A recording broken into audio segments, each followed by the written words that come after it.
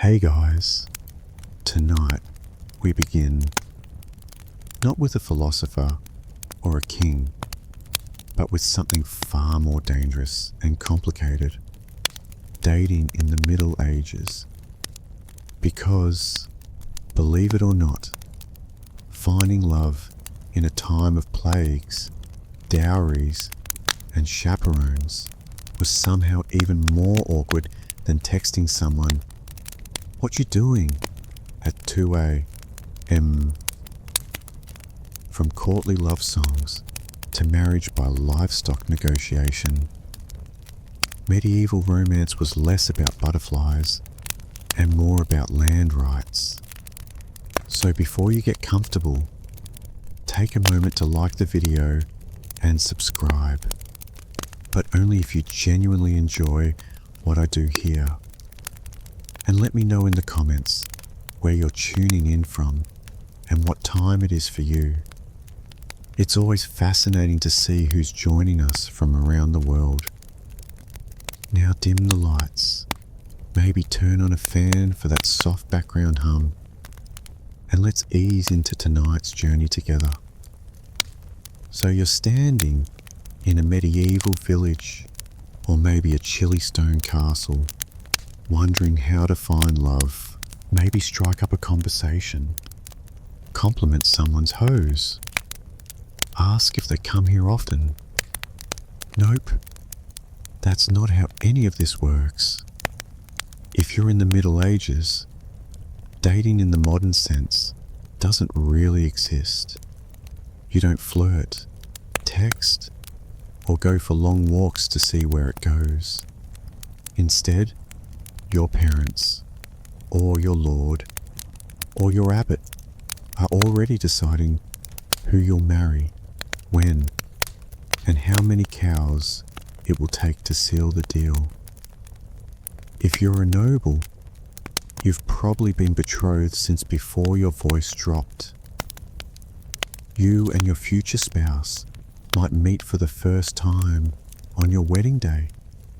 And yes, that's just as uncomfortable as it sounds. The whole thing is about land, titles, and family alliances, not compatibility or how good they are at lute solos. If you're a peasant, things are slightly less formal, but only slightly. Your family still has a strong say, and love isn't really part of the discussion. Maybe your parents know a nice girl whose family owns a productive goat. Maybe they admire a boy who can thatch a roof without falling off. Boom. You're courting now.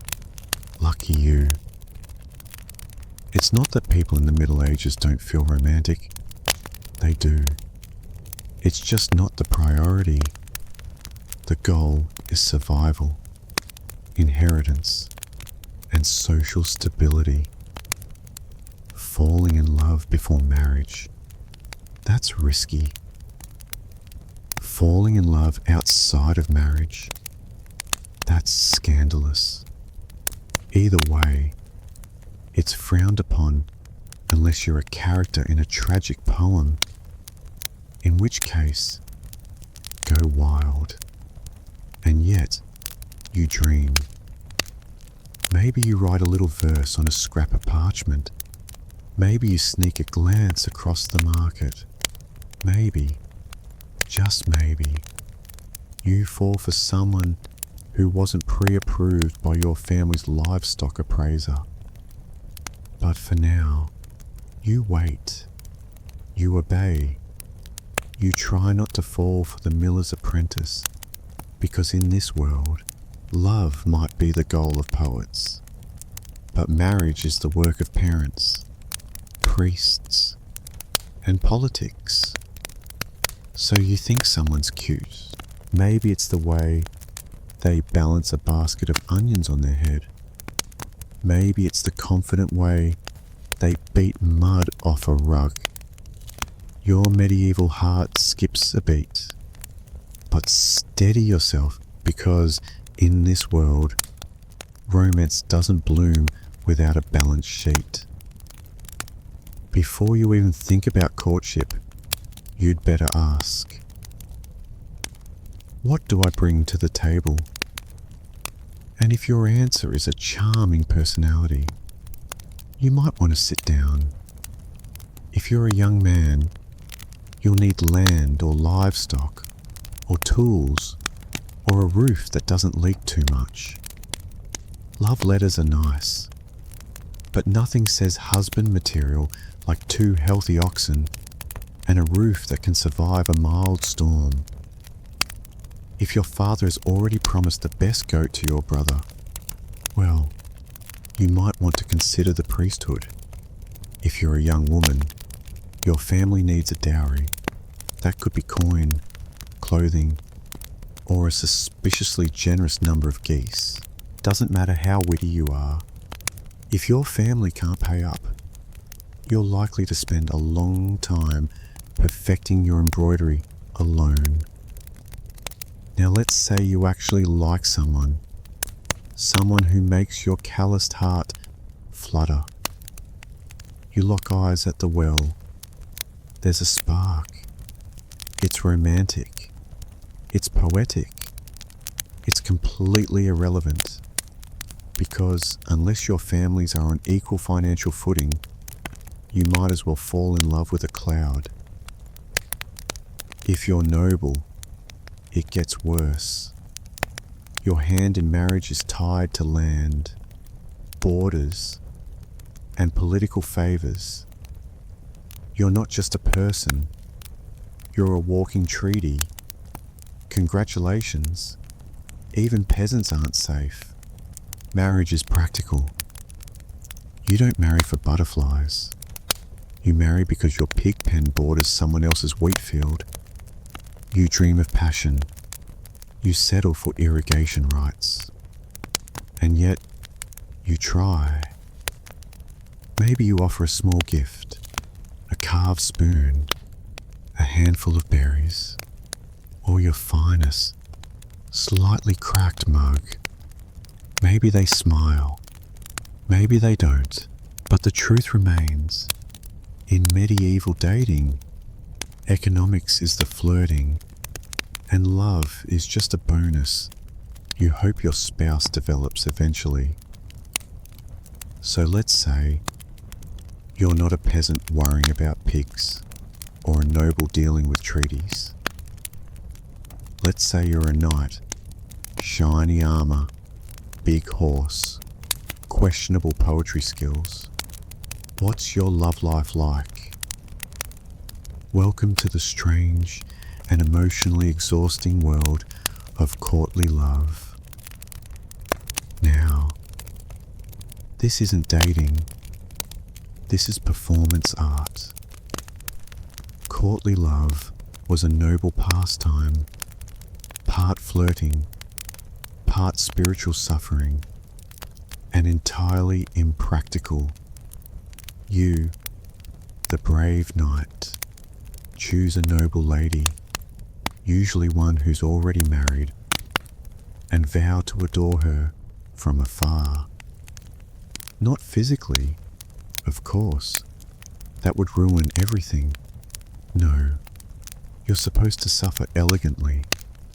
You might compose a few tortured verses about her silver laugh, or how her hair burns like the sun, which in medieval terms means she has hair and didn't insult your family.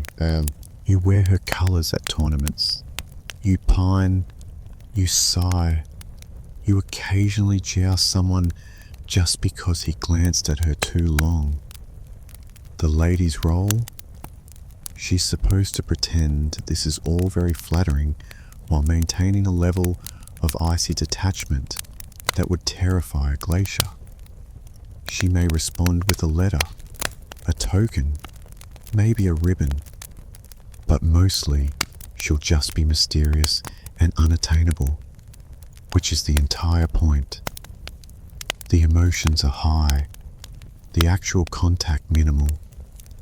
At best, you might get a nod from across the hall, or a finger brushed against your gauntlet during a feast. Anything more, And suddenly, it's not courtly love. It's a scandal, or worse, adultery. And no one wants that, at least not officially. This entire setup worked best when everyone involved agreed it was mostly pretend.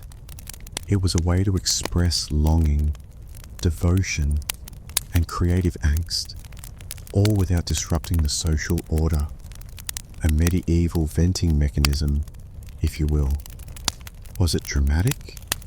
Absolutely. Did it involve more poetry than practicality? Constantly. But for a night stuck between battles and boredom, courtly love gave you something to write about and someone to write for. Just don't expect a happy ending, or a kiss, or even eye contact. So you've fallen for someone. Great. Now comes the hard part. Expressing that affection in a society where touching someone's hand without a chaperone is basically a declaration of war. Welcome to the medieval solution, tokens. Think of it as 12th century texting, slow, confusing, and open to wildly inaccurate interpretation. Let's say you're a knight and you were hopelessly in love with the Lady Marjorie of whatever her last name is. You can't speak to her alone, and your poems keep getting intercepted by her confessor. What do? You send her a glove, or maybe your embroidered sleeve.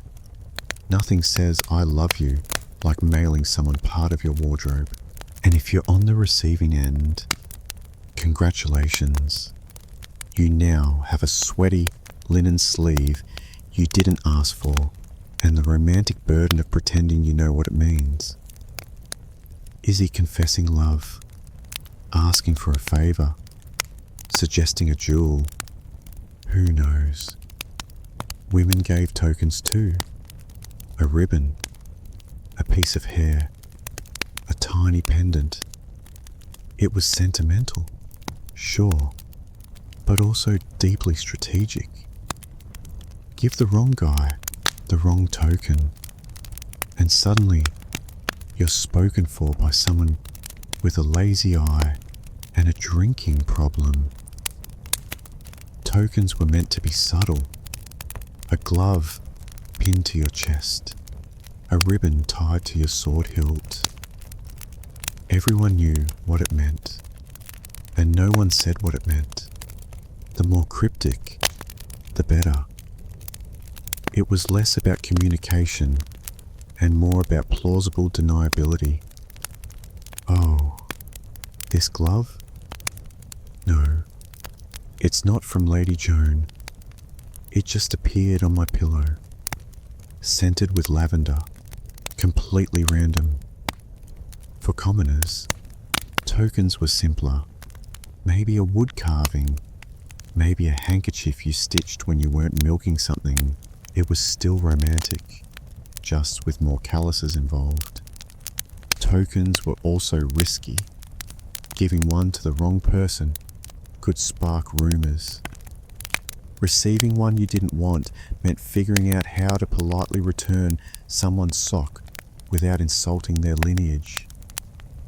But for all the awkwardness, these tokens carried real emotional weight. They were symbols of love in a world that didn't allow much room for it. So you finally built up the courage to talk to your crush. Maybe offer them a flower. Maybe quote a little bad poetry you definitely didn't steal from a traveling minstrel. You're ready for a moment of intimacy. Unfortunately, you're not alone. Welcome to the world of medieval dating surveillance, where love is never blind. It's heavily monitored by your mother, your priest, a nosy cousin, and sometimes all three at once. Let's say you're a young woman of marrying age. You're never just going for a walk. You're going for a walk with Margaret and her terrifyingly strict aunt, who's already judging your posture. Even if you're simply fetching water, someone is watching. Someone is always watching. It's less dating, more espionage. And if you're a man trying to court someone, better hope you have the approval of her family, her parish priest, and the local gossip network. You show up at her house with flowers. Her father's behind the door, sharpening something. Her mother's pretending to stir a pot that hasn't boiled in 3 hours. And the village priest just happens to be passing by on his way to morning prayers at sunset. The logic behind all this supervision was simple. Protect virtue, preserve family honor, and absolutely prevent any unsanctioned touching, especially before marriage, especially alone, especially ever. Chaperones were there to monitor innocent interactions, group outings, monitored walks, supervised sitting within a 2-meter radius of each other on a bench, only if someone's grandmother is knitting nearby and pretending not to listen. The church, of course, had opinions, lots of them.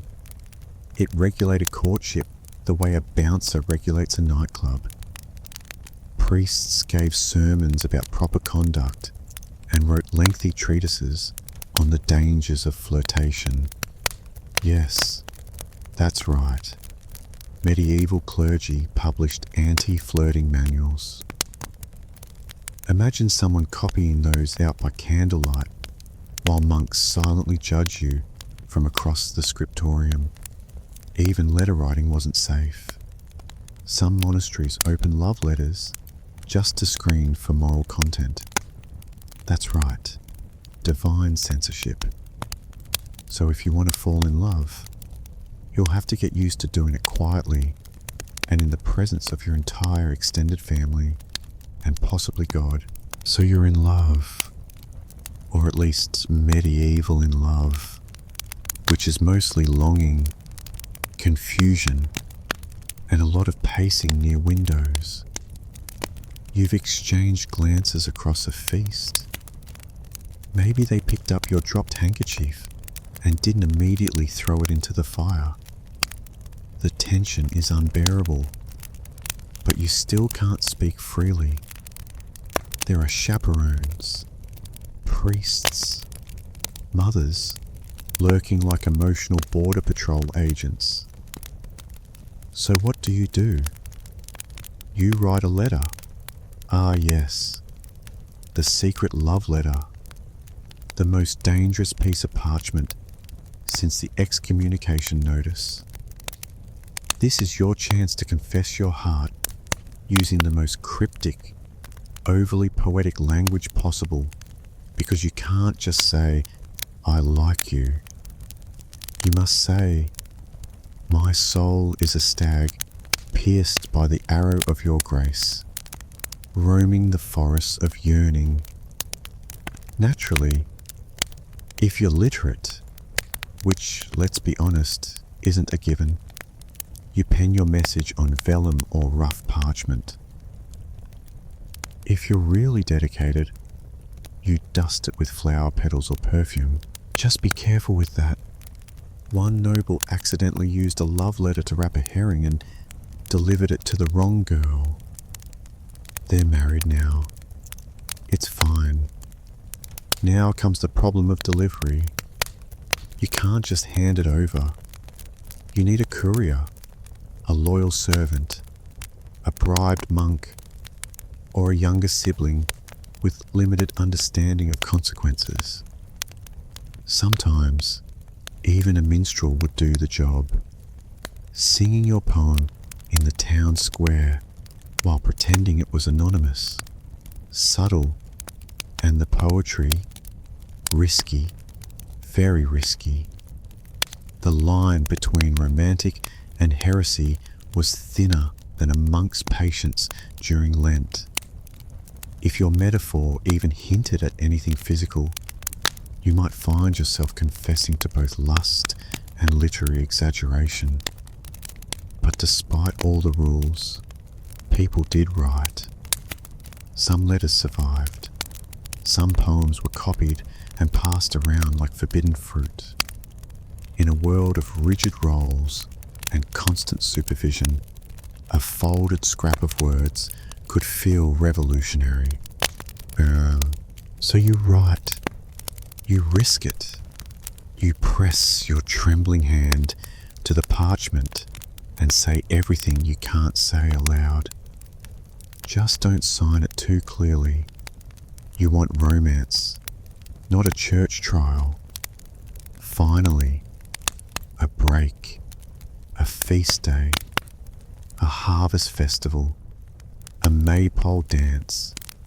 In short, a rare moment when your life isn't just work, prayer, and pretending you're not interested in the blacksmith's daughter.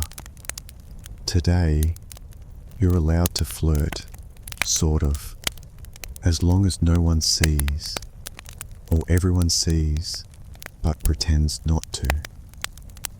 Welcome to medieval festivals, where romance blooms under the watchful eyes of everyone you've ever met and 3 chickens.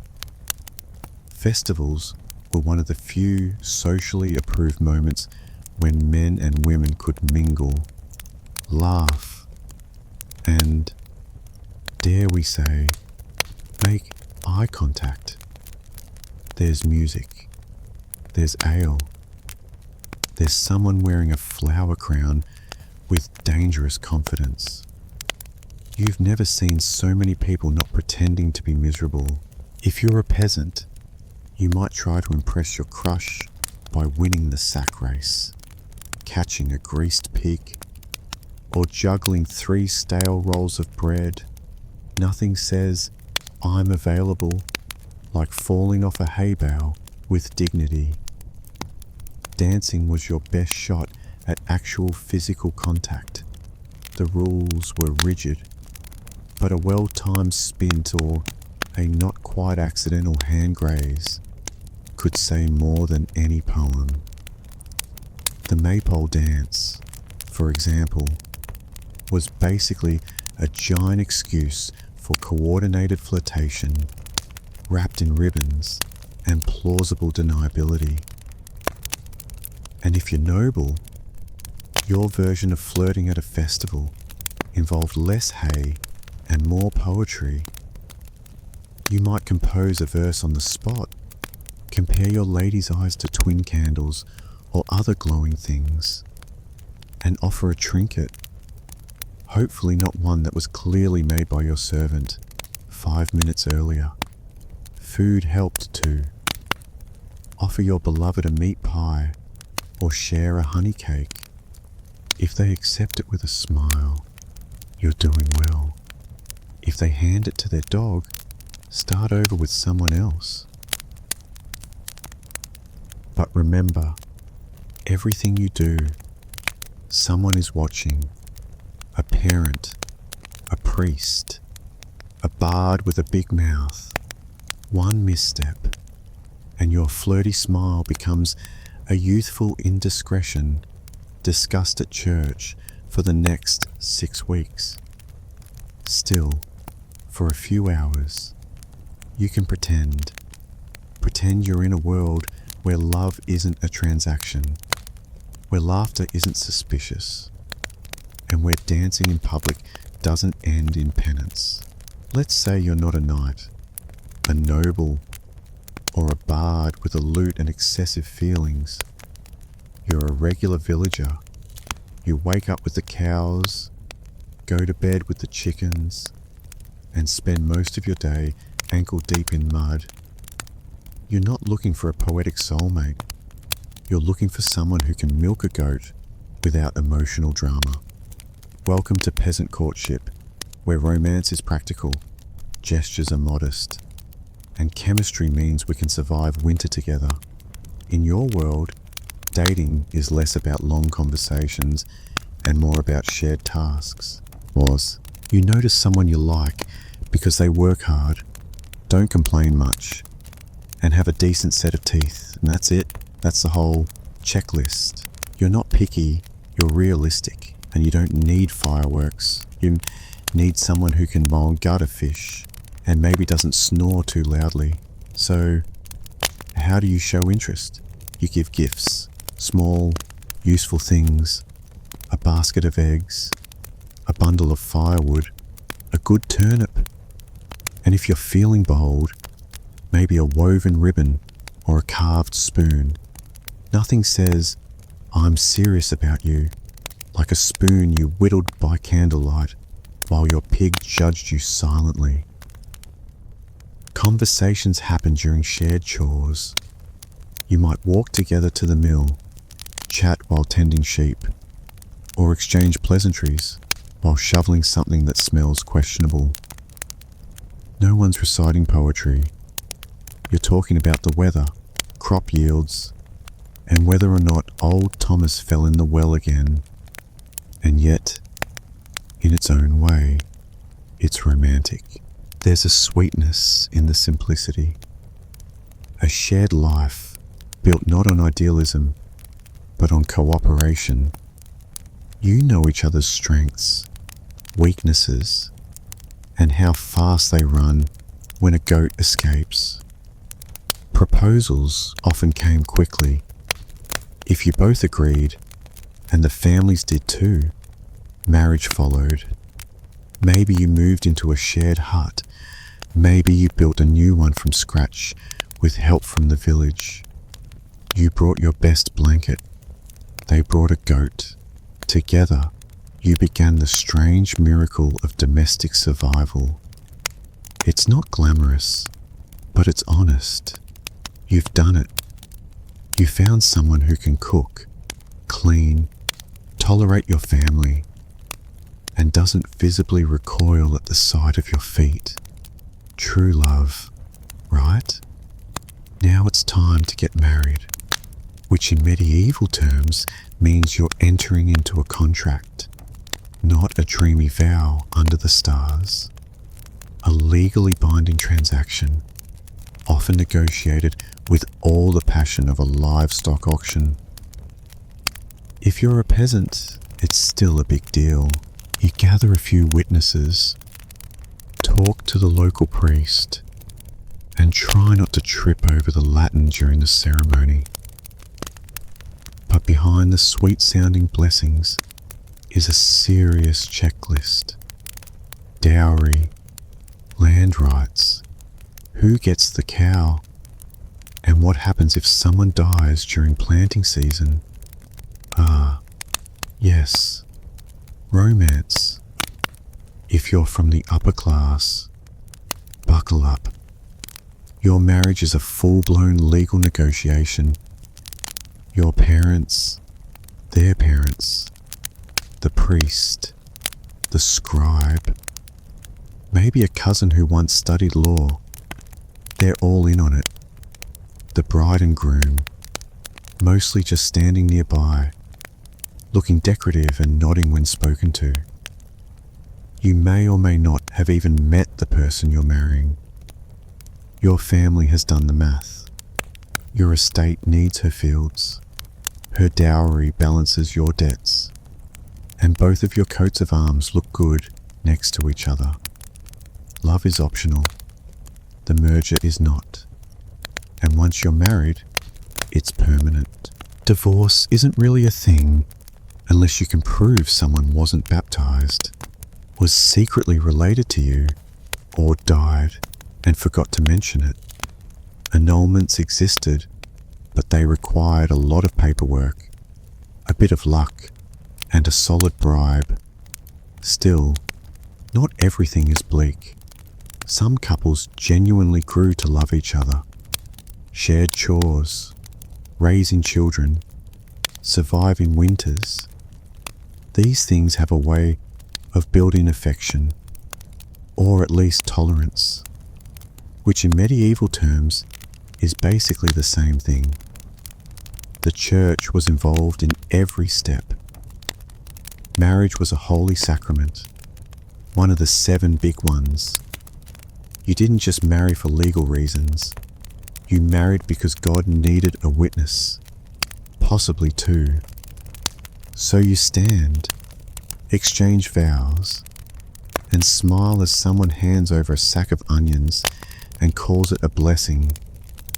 So let's say you've had enough contracts, enough negotiations, enough being treated like a particularly valuable sack of flour. You're a noble, but for once, you want to marry for love, not for land, not for lineage, not for your father's strategic ambitions, just love. Congratulations. You're about to cause a scandal. Noble elopements were the medieval equivalent of lighting your family tree on fire and dancing in the ashes. If you ran off to marry someone of your own choosing, it wasn't just personal rebellion, it was political sabotage. Let's say your Lady Eleanor promised to some boring Von Estate secure, but you've fallen madly in love with a penniless squire who smells faintly of horses and adventure. You meet in secret, whisper sweet nothings in the stables, and one day you vanish, off to a monastery where the abbot owes you a favour. There, you marry under questionable legality, with only a nervous monk and 2 chickens as witnesses. Back at home, chaos. Your family, outraged. Your father, threatening to siege the groom's family garden. Your mother, crying into her embroidery hoop. The church, deeply concerned. The gossip, delicious. And if you're the groom in this romantic rebellion, don't get too comfortable. Best case scenario, you get to keep your bride and your kneecaps. Worst case, you're excommunicated and disemboweled. In that order. Still, some couples got away with it. If the union couldn't be undone without causing even more embarrassment. Families sometimes just sighed and moved on. After all, what's done is done. And at least nobody died. Hopefully, in rare cases, these scandals became legends. Songs were written, poems composed, stories whispered at banquets.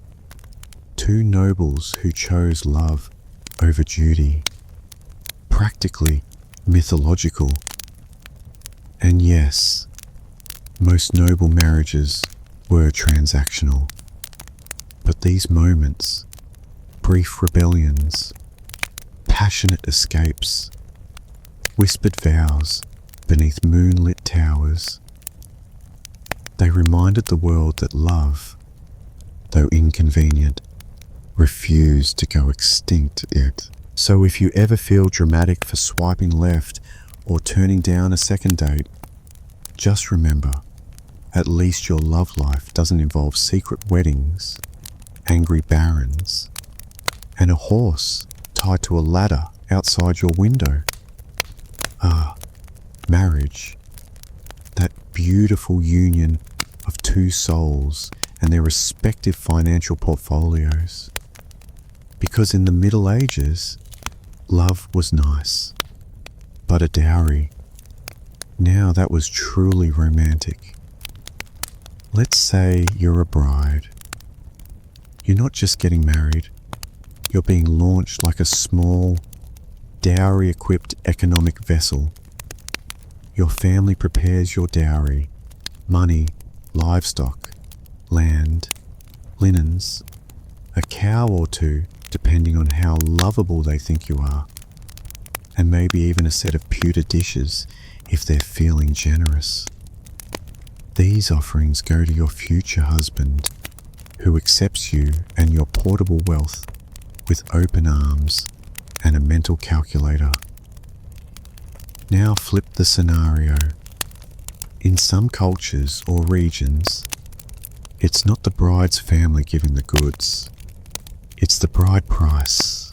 The groom pays her family for the honor of marrying her, effectively saying, "Here's a horse, a cloak, and 3 pigs.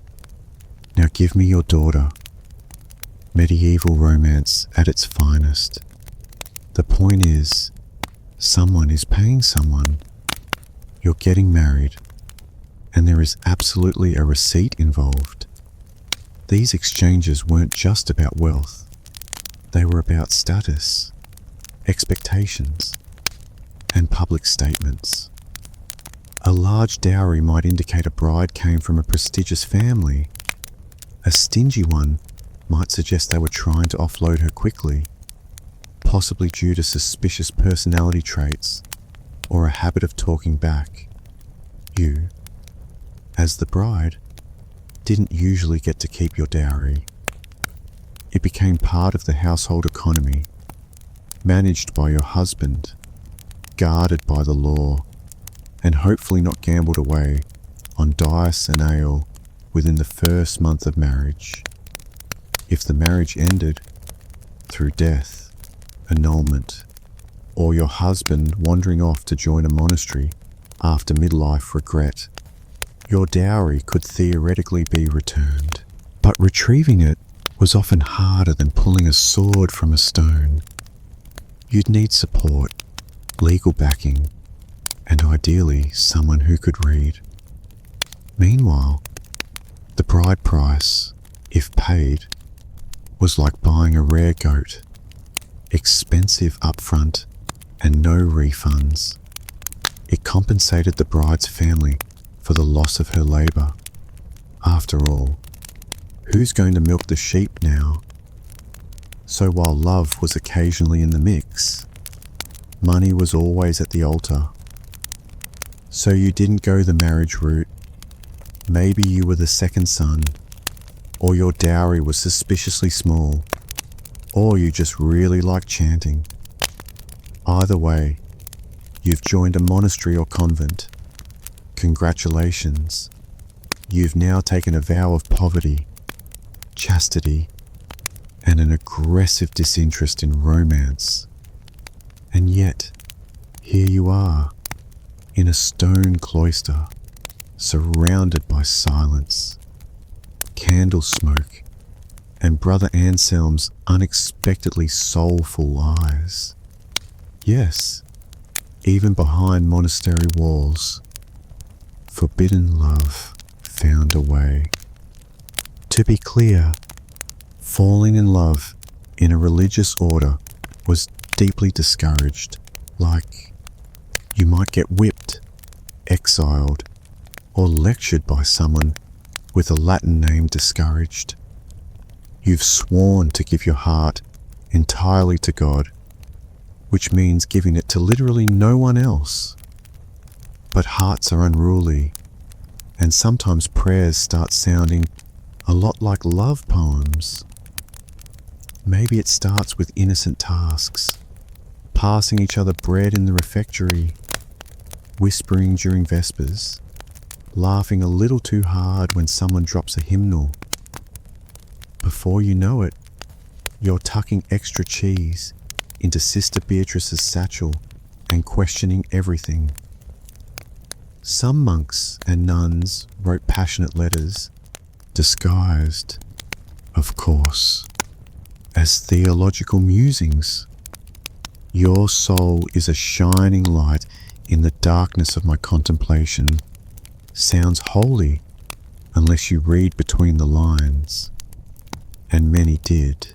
There were, inevitably, scandals, secret meetings in the herb garden, midnight confessions that weren't strictly sacramental, and the occasional gasp-worthy discovery of a nun with a suspiciously round belly. The punishment? usually harsh: exile, public penance, or being reassigned to some far-off abbey known mostly for sheep and silence. Still, not all stories ended in disgrace. Some lovers escaped. A few even got married after being defrocked. Most, though, returned to their cloisters, red-faced and redevoted, swearing that the whole thing was just an overzealous theological debate, because in the end, monastic life was about discipline. But humans are humans, even in robes, even in silence, and sometimes a quiet glance across the chapel was more thrilling than any tournament or courtly poem. You did it. You got married. There was a priest, a pig roast, and someone spilled mead on your mother's only nice cloak. But now, it's been a few months or years, and something feels off. Maybe your spouse snores like a dying lute. Maybe they forgot to mention their chronic gambling problem. Or maybe you just realized that marrying for land and sheep doesn't automatically result in romantic bliss. Either way, welcome to the world of medieval marital disappointment. Now, don't go reaching for the divorce papers because they don't exist. At least not in any form you'd recognize. Marriage was a sacred and unbreakable bond, approved by the church, sealed by God, and enforced by public shame. You could try for an annulment, but you'd need a very good reason. We don't get along doesn't cut it. You'd have to prove that one of you was underage, already married, too closely related, which happened disturbingly often, or, best case scenario, never consummated the marriage, which meant someone had to confirm that fact in writing, possibly under oath. Good luck. If you're a noble, it gets messier. Your marriage wasn't just personal, it was political. Trying to escape it could start a feud, ignite a scandal, or launch a minor war. Best to just quietly resent each other and attend separate feasts. So what do unhappy couples do? Mostly, they just endure. You sleep in different beds. You sigh dramatically at dinner. You pour your feelings into embroidery or that one really angry psalm. Passive aggression becomes your love language. Of course, affairs happened, usually quietly, sometimes spectacularly. Nobles had secret lovers. Peasants had suspiciously helpful neighbors. The church condemned it, of course. But that didn't stop people. It just made them better at sneaking around barns and blaming things on God's mysterious will. For women, getting out of a bad marriage was especially hard. Even if your husband was violent or vanished, society expected you to stay loyal, silent, and mildly pious while surviving off breadcrumbs and disapproval. Still, some people made it work. Marriages weren't always happy, but they could become partnerships forged by hardship, habit, and the shared experience of hauling firewood in the rain. Let's say your spouse dies. Maybe it was the plague. Maybe a farm accident.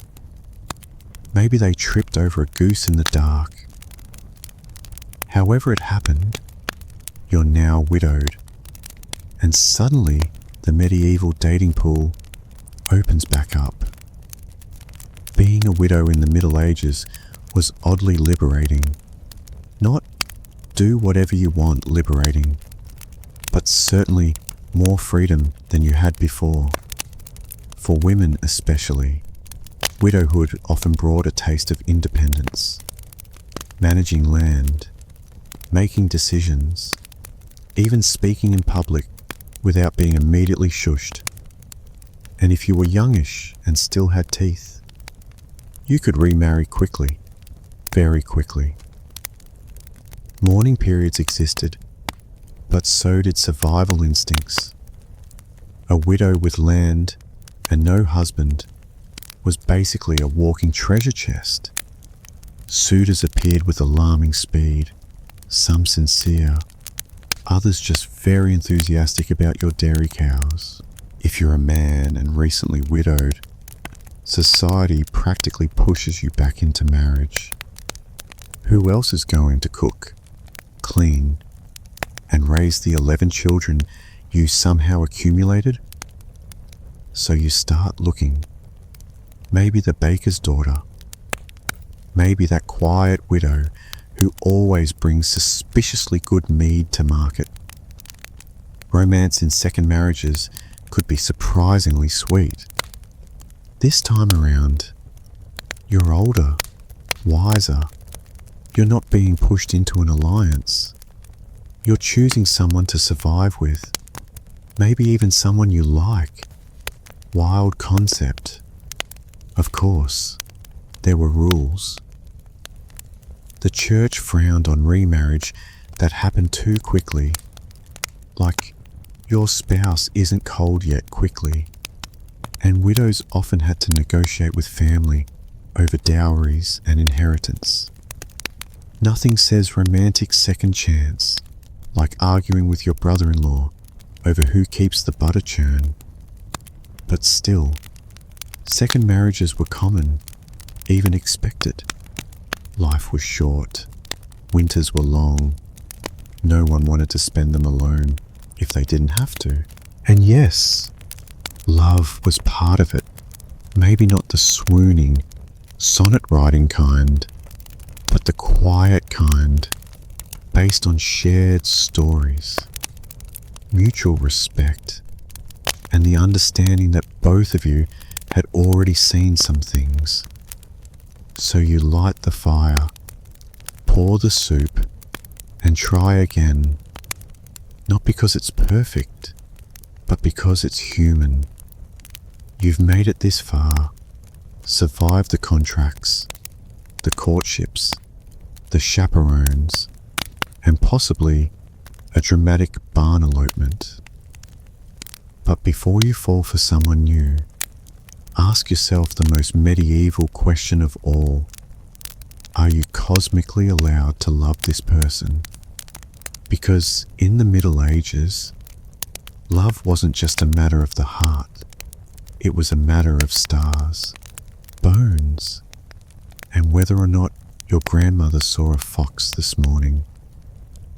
Let's begin with astrology.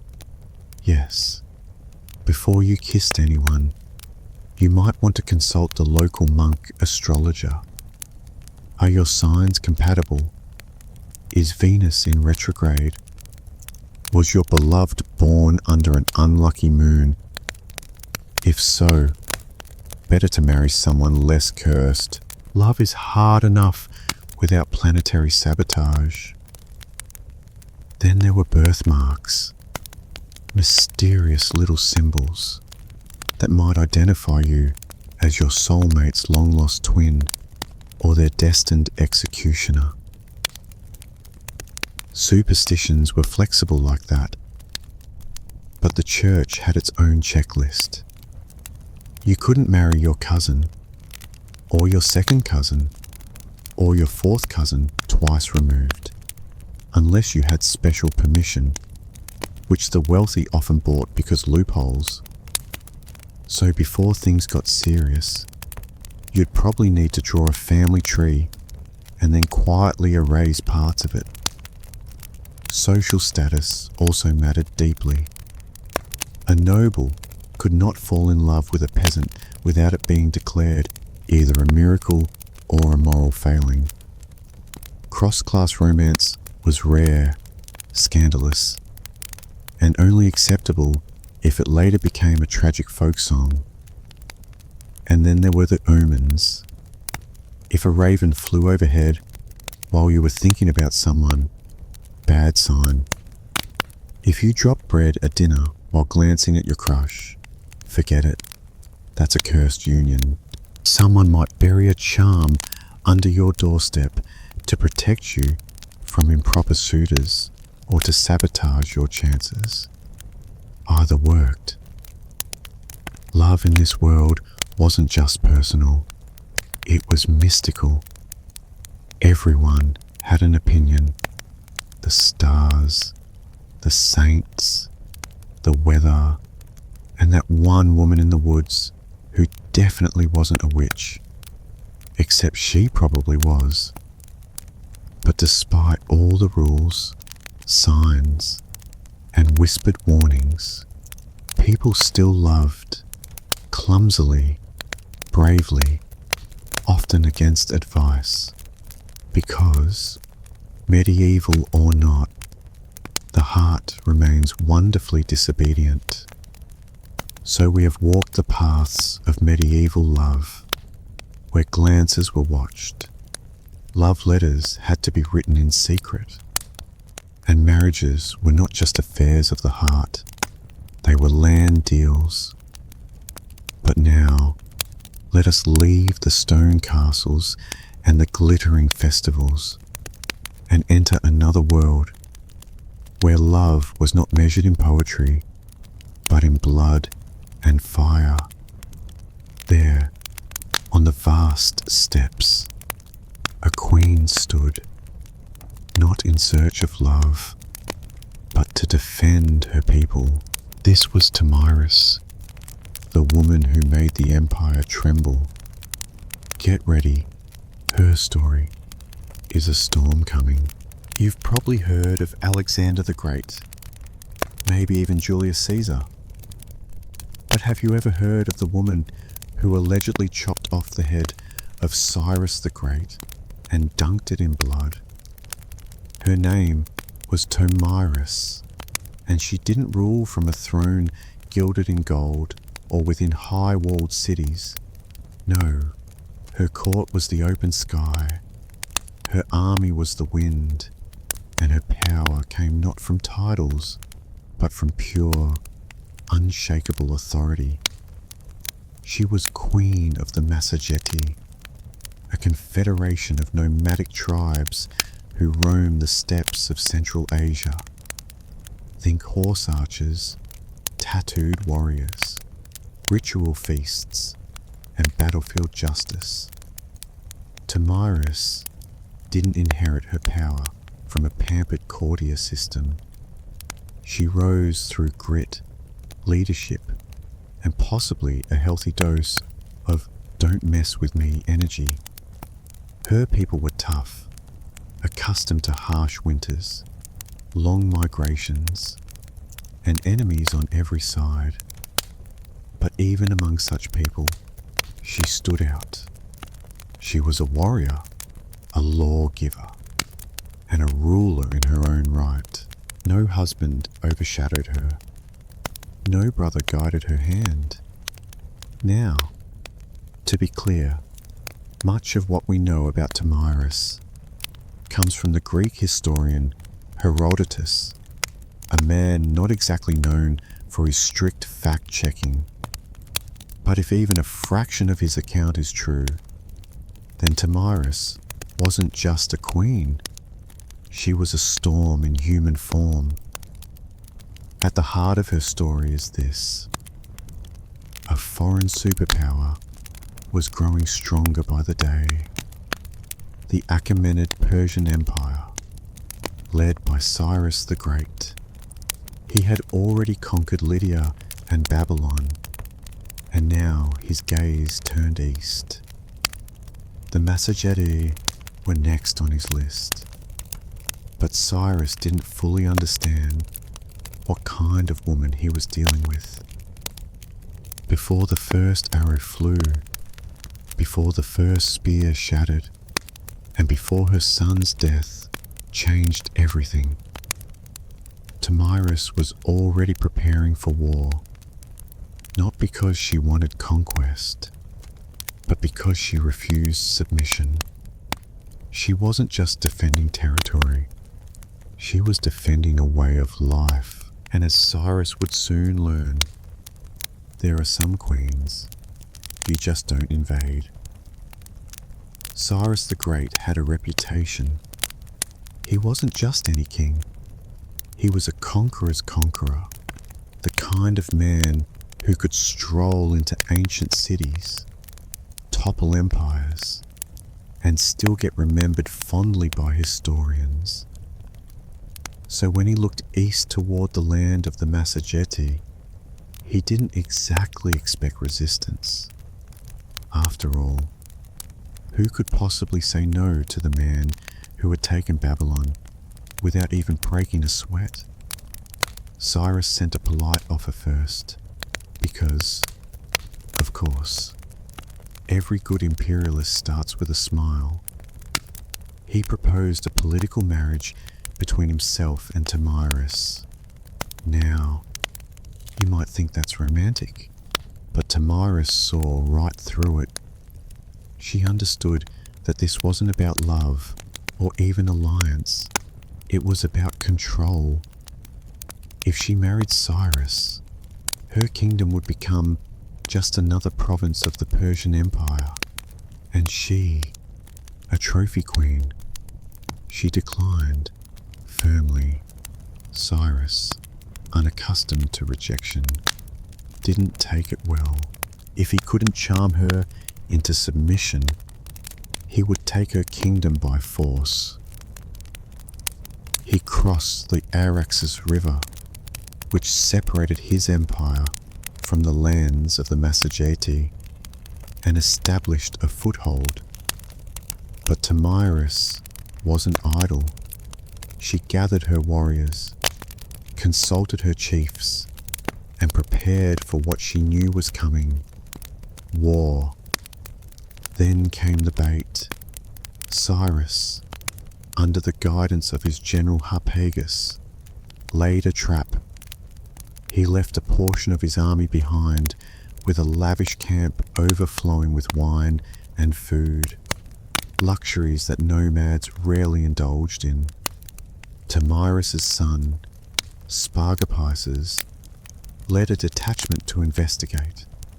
They raided the camp, took the supplies, and fatally drank the wine.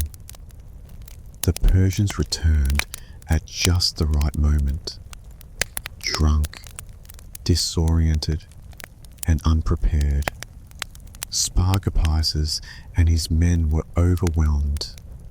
He was captured alive. When Tamiris heard the news, her world cracked. This wasn't just a military loss. It was personal. Her son, her heir, was now a prisoner in Persian hands. She sent a message to Cyrus: "Give me back my son and leave. If you do not, I swear by the sun, the master of the Massageti, I will give you your fill of blood." Cyrus didn't listen.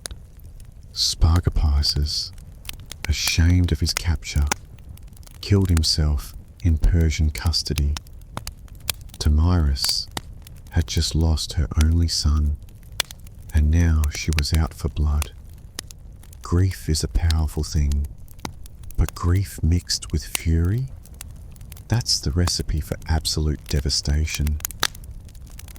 When Tamiris learned her son Spargapises had taken his own life in Persian custody, something inside her snapped. This was no longer about borders, pride, or even independence. This was war, soaked in vengeance. And Tamiris wasn't one to grieve quietly. She didn't retire to her tent in mourning robes or weep by the fire. No, she mounted her horse, sharpened her weapons, and swore an oath that would echo through history. She would face Cyrus in battle. She would defeat him, and then she would make sure he never forgot her name, even in death. According to Herodotus, Thamyris summoned her tribal council. Under her command, the Massagetae mobilized. Picture it. Hundreds of warriors on horseback, adorned in leather armor, wielding bows and spears, faces painted with fury. They didn't march like a Persian army. They moved like a storm, swift, chaotic, and with deadly precision. This time, she set the trap. Cyrus, perhaps overconfident from his earlier deception, underestimated her resolve. But Thamyris knew his tactics now. She studied his movements, waited for the right moment, and then unleashed everything. The two armies clashed in what Herodotus describes as one of the bloodiest battles of the ancient world. There were no fancy formations or long speeches, just screaming horses, clashing blades, and a queen who fought alongside her warriors. No silk-robed empress here. Thamyris was in the thick of it, riding hard, cutting down enemies with merciless focus. And when the dust finally settled, Cyrus the Great was dead. Thamyris, ever theatrical in her justice, had his body searched. His head was severed, placed into a wineskin filled with blood, and presented as a final offering. According to Herodotus, she spoke to it. You thirsted for blood, now drink your fill. Whether or not every detail is true is almost beside the point, because what matters is that Thamyris won. She crushed the most powerful empire of her day, avenged her son, and made sure that her name would be remembered, not as a victim, but as a conqueror. And this was just the start of her legend. The battlefield was silent. The Persians were dead or fleeing, their legendary king lifeless in the dust. And Thamyris, she didn't celebrate like a conqueror. She didn't parade through Persepolis or carve her face into coins. Instead, she stood over Cyrus's body, her vengeance fulfilled, but her heart still broken. Victory, it turned out, didn't bring peace. The Massagetae had won more than just a battle. They had turned the tide of empire. The death of Cyrus the Great sent shockwaves across the ancient world. In Babylon, Egypt, and the far corners of the Persian realm, rumors swirled. The unstoppable king had fallen, not at the hands of another great empire, but by a nomadic queen who had no throne, no palace, just fury, grit, and a cavalry of warriors who would ride into hell for her. And yet, Thamyris didn't exploit her victory for conquest. She returned to her people with the same pragmatism she ruled with. No war taxes, no imperial ambitions. She didn't try to seize the Persian throne. That wasn't her world. Her justice had been served. Her son had been avenged. The empire could continue without Cyrus, but now it would think twice before ever riding east again. It's worth noting just how rare this was. Most rulers, after winning a battle of that magnitude, would have grabbed power with both hands. But Tamiris seemed more concerned with preserving her people's freedom than expanding her reach. And yet, this is where her story begins to fade. There are no records of her after the battle, no statues, no royal tomb, no Massageti monuments carved in stone. She rides into the fog of history, as elusive and untamed as the steppes themselves. Historians debate whether Herodotus exaggerated her tale.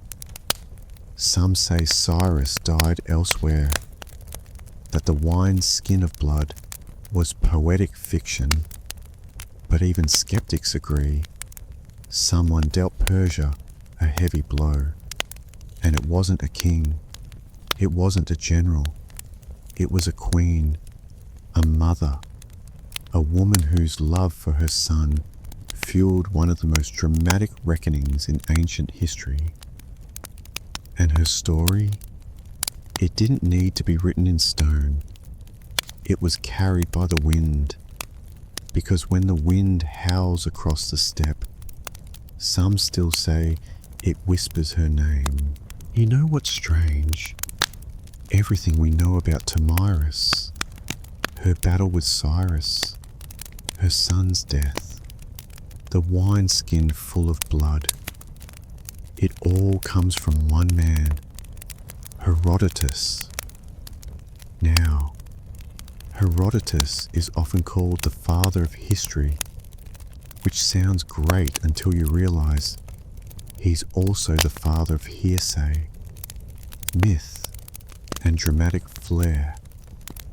The man loved a good story, and if that story involved divine omens, gory revenge, or queens shoving heads into blood, well, even better. So how much of Tamiris's tale is true?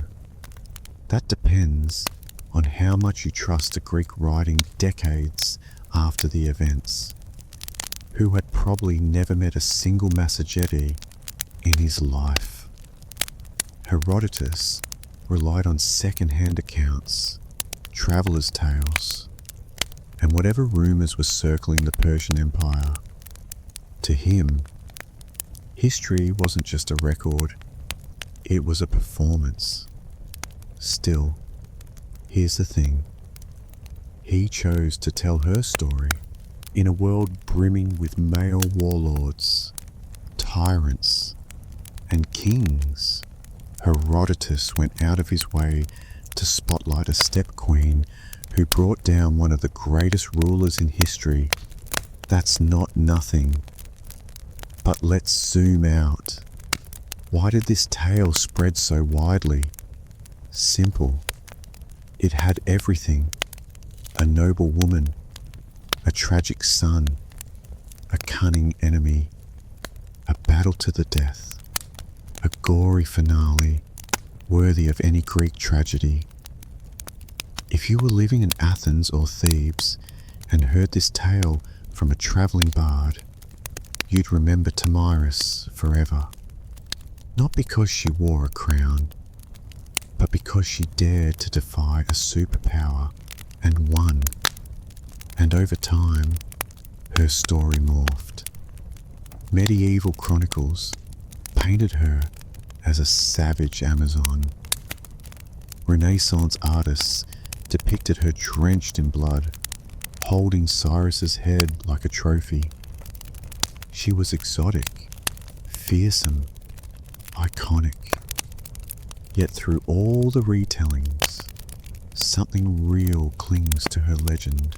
Maybe not the exact dialogue, maybe not the wineskin, but the bones of the story. The queen, the sun, the war, the victory feel too specific, too human to be pure invention. In the end, Herodotus didn't just preserve Tamiris, he mythologized her. And while that may blur the lines between fact and fiction, it also ensured that her name would live far longer than Cyrus's imperial edicts. Because history forgets generals, but it remembers vengeance. For a queen with no surviving monuments, Tomyris has haunted the imagination of empires for over 2,000 years. Renaissance painters adored her. She was a dramatic muse, perfect for the bloody climax of a canvas. In 1622, Rubens painted her calmly holding a severed head, while courtiers looked on in awe. In another, she stands regal and composed, while Cyrus's decapitated head is ceremonially dunked into a golden vessel brimming with blood. Tasteful? Maybe not. Memorable? Absolutely. To European artists, Tomyris wasn't just a historical figure. She was symbolism incarnate, a woman who punished pride, a savage noble, a cautionary tale, a feminist icon, depending on who was holding the brush. Writers loved her too. In the 18th and 19th centuries, she appeared in plays, novels, and philosophical tracts. Enlightenment thinkers debated whether she was proof that women could govern wisely, or a reminder of what happens when emotions rule leadership. Either way, she stayed in print. But oddly enough, her own people left no records. The Massagetti faded from history, absorbed or erased by later nomadic cultures. No carved inscriptions, no burial mounds with gold plaques saying Tomyris was here. Her memory survived entirely through outsiders' eyes, and yet she kept reappearing. In Soviet-era Central Asia, Tomyris was reclaimed as a symbol of resistance against imperialism. Statues of her were erected in Kazakhstan and Turkmenistan. Modern scholars re-evaluated her, not as a bloodthirsty barbarian, but as a legitimate head of state, a woman who ruled, led armies, and negotiated from a position of strength. She has appeared in everything from documentaries to video games. In one moment, she's a playable leader in a strategy game. In the next, she's being analysed in academic journals on gender and power. That's range. And here's the strange part. We still don't even know what she looked like. No coins, no busts, no carvings. But we know what she stood for. Strength, vengeance, autonomy, legacy. In a world that forgets queens who behave, Tomyris is remembered because she did not. She didn't ask to be part of history's art gallery. She kicked the door down and posed for the bloodiest portrait ever painted. Tomyris wasn't the first woman to lead warriors into battle, and she certainly wasn't the last. But history tends to treat women like her as exceptions, isolated flashes of power in a man's world. The truth. Tomyris was part of a long, often overlooked lineage of women who ruled through the sword. Let's rewind a bit. Before Tomyris, there was Shahmuramat, the Assyrian queen who may have inspired the mythical Semiramis, builder of cities, slayer of rebels. Around the same era, the Scythians, cultural cousins of the Massagetti, had female warriors buried with weapons. their skeletons showing clear signs of battle injuries. These weren't ceremonial roles. These women fought, bled, and died on horseback. And after Tomyris came more. Boudica, the Celtic queen who led a fiery revolt against the Roman Empire in the 1st century CE, is often compared to her. Like Tomyris, Boudica's war was sparked by personal loss. Her daughters were assaulted, her land seized. Her response? She burned Roman settlements to ash. The parallels are uncanny. Grief, vengeance, and an empire too arrogant to see what was coming.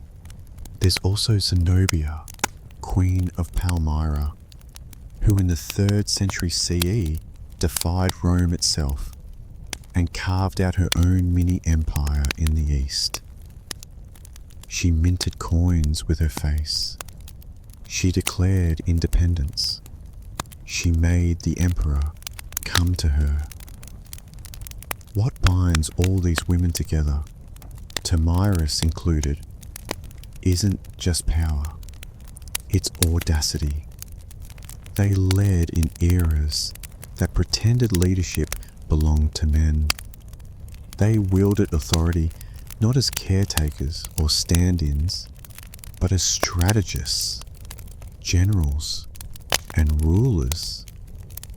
And while many male leaders were praised for their conquests, these women were often labelled dangerous, unnatural, savage. Why? Because they won. Tomyris wasn't an outlier. She was part of a global, centuries-long pattern of women who rose in times of crisis and made kings bleed. Her story, preserved by Greek pens and modern imagination, reminds us that female leadership wasn't rare. It was just rarely recorded. So when you picture ancient warfare, don't just see helmets and beards. See a queen on horseback, bow in hand, blood in her eyes, and understand Tomyris wasn't alone. She was just one of the few they couldn't erase. Tomyris never built a palace. She didn't leave behind golden inscriptions or dynastic vaults. There's no great tomb, no preserved armor, no marble bust in a museum, and yet she endures. In many ways, her legacy is a paradox. Her entire story hinges on a handful of paragraphs from Herodotus, biased, embellished, possibly fictional. But those words planted a seed that refused to die. For over 2 millennia, her name has resurfaced again and again, in times when the world needed to remember that power doesn't always wear a crown or a beard. She's been reimagined through so many lenses. To Renaissance Europe, she was the noble savage, a warning to tyrants. To modern Central Asia, she became a folk hero, a symbol of resistance and national pride, especially in countries still reckoning with colonial and imperial pasts. Statues of her rise from plazas in Kazakhstan. Children learn her name in school books. Politicians quote her when invoking strength and independence. But beyond symbolism and myth, there's something undeniably human about her story. It's about a mother who lost her son. It's about a leader forced to choose between surrender and survival. It's about a person who, when cornered by one of the greatest powers the world had ever seen, chose to fight and won. In a world that often erases the names of warrior women, Tamiris persists, like a blade buried just beneath the surface, always ready to be unearthed by a new generation, hungry for stories of untamed defiance. She reminds us that history isn't just kings and empires, it's also mothers and queens, grief and revenge, dirt and blood. It's the silent moments after battle, when a woman stands alone in a field littered with corpses, knowing she has changed the course of the world, but will never be fully believed. And that might be her greatest legacy, the refusal to be forgotten. No statues, no problem. Her name still rides on the wind of the steppes. Her story still makes emperors look mortal, and her legend still whispers the warning, "Come for me, and you'll drink your fill of blood." So the next time you hear of a great king's downfall, remember, sometimes the final blow comes not from a rival empire, but from a queen on horseback, lost to history, but never truly gone.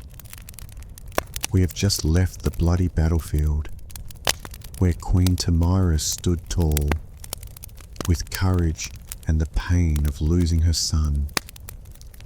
She brought down a mighty empire. But Tamiris was more than just a queen. She was a child of the steppe, the flesh and blood of a people who lived under the endless sky. Now, let us take a step back to see the big picture of ancient nomadic cultures, where horses galloped, songs echoed through the wind, and warriors, both men and women, shaped history.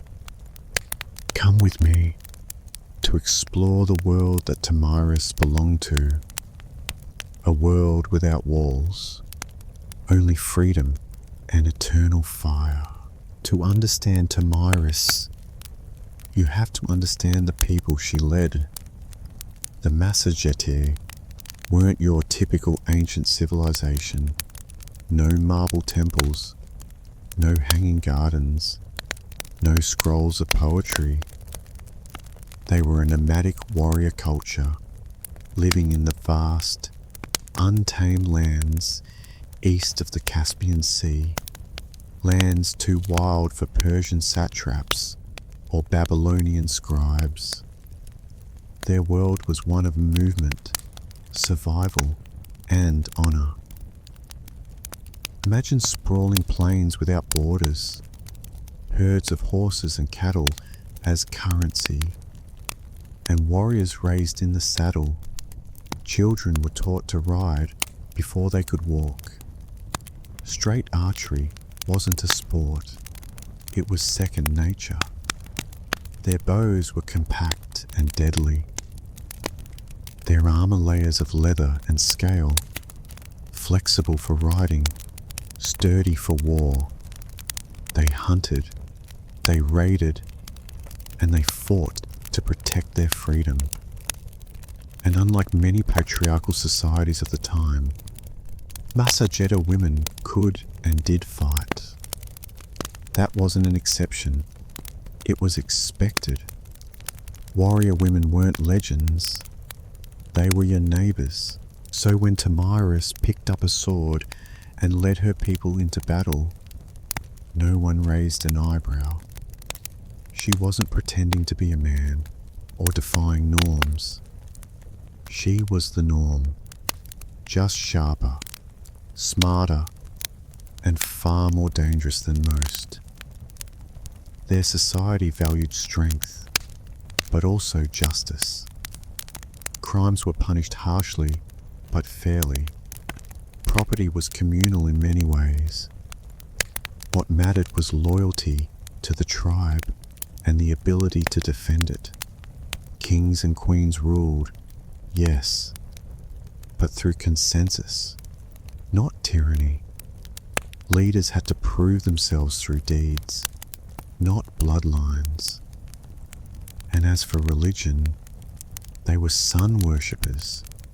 Tamiris, in her famous warning to Cyrus, swore by the sun, the master of the Massagetai. The sun was life, light, and justice, the divine judge of all oaths.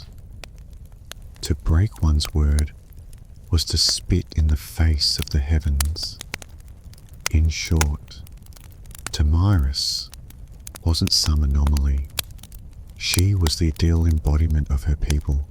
Fierce, principled, proud, she didn't rise to power in spite of being a woman.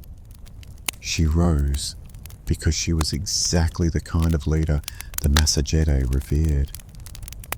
While the Persians had bureaucracy, the Massagetae had freedom. And in one brutal history-defining clash, that freedom held its ground. Because when you come from a land where the wind never stops and the sky is your only ceiling, submission is simply not an option. Imagine a life where your walls are made of felt, your roof is stitched from hide, and your front door opens to the horizon.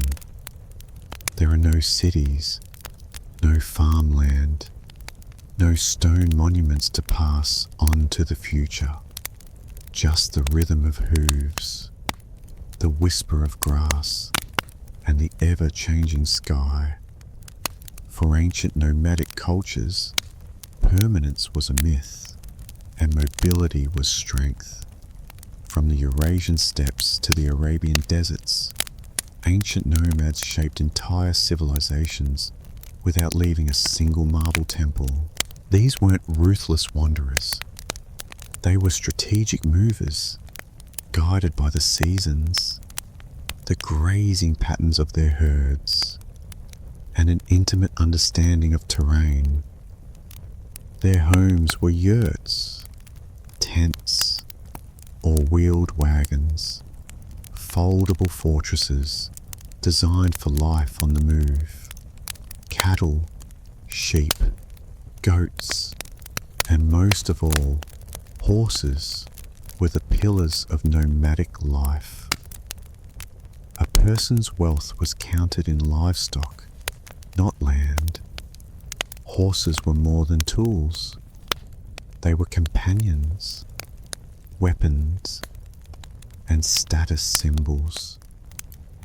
To ride well was to survive. To ride best was to rule.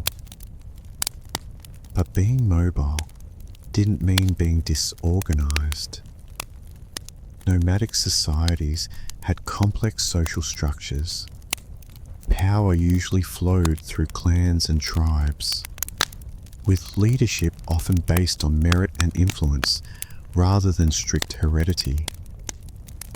A chief or khan might rise through tactical brilliance, oratory skill, or sheer charisma. Loyalty was personal, earned in campfire councils and on wind-scoured battlefields.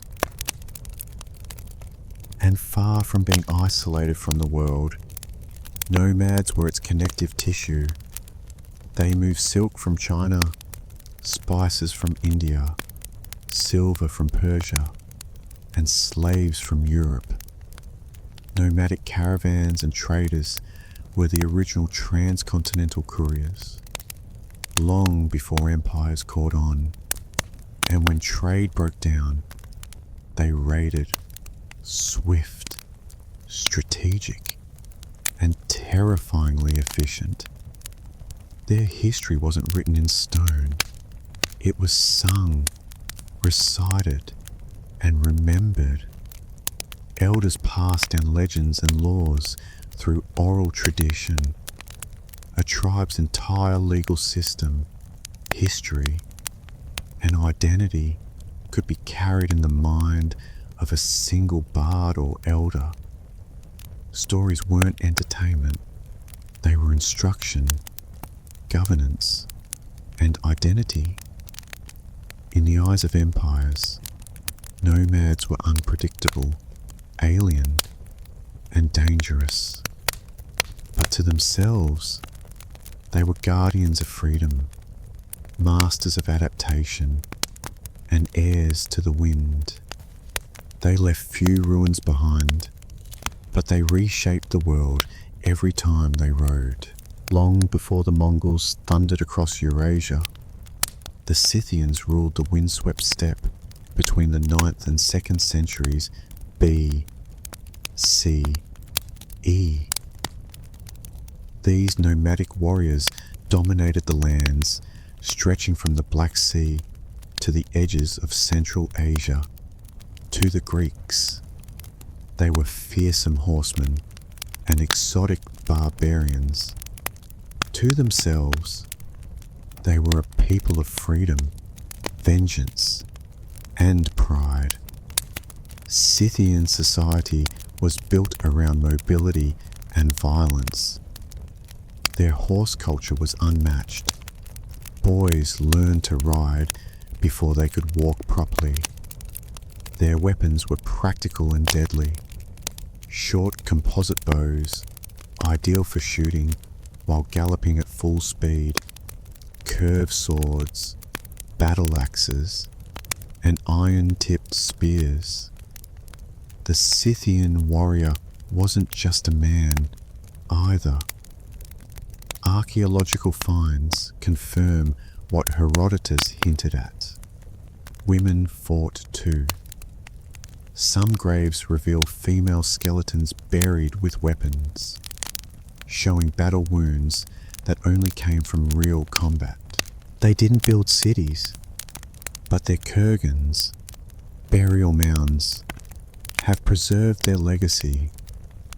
Beneath these mounds, archaeologists have found gold, intricate tattoos on preserved skin, embroidered garments, and elaborate weaponry. Their art style, full of swirling animals and predatory symbolism, reflects a life bound to nature and the hunt. But the Scythians weren't just wild raiders. They were diplomats, mercenaries, and traders, especially with Greek colonies along the Black Sea. They sold furs, slaves, and grain and, in return, imported wine, pottery, and luxury goods. Greek writers both admired and feared them. Herodotus wrote of their strange customs, like drinking the blood of enemies or using scalps as napkins. But he also praised their justice and loyalty to kin. Their religion was primal and animistic. They worshipped gods of war, fire, and fertility. Some rituals involved cannabis smoke, others horse sacrifice. Their worldview was cyclical and tied to the land, not in terms of ownership, but sacred movement. Eventually, they faded, pressured by other nomadic groups like the Sarmatians and boxed in by growing empires. The Scythians dissolved into history, but they set the standard for the steppe warrior archetype, a mobile, deadly, fiercely independent fighter with no master and no fixed home. They didn't write books, but when you see a mounted archer silhouetted against the steppe, that shadow is Scythian. They were the storm before the empire. While the Scythians ruled the grasslands, the Bedouins carved their legacy into sand. Originating in the vast deserts of the Arabian Peninsula, the Bedouin were not merely wanderers. They were engineers of survival, mastering some of the most inhospitable terrain on Earth. Unlike the mounted thunder of steppe nomads, the Bedouin life was quieter, more deliberate. It was built around the rhythms of the desert, drought and rainfall, grazing routes, and the movements of stars. Their home was the black goat hair tent, or Beit al-Sha'ar, portable, breathable, and easy to pack.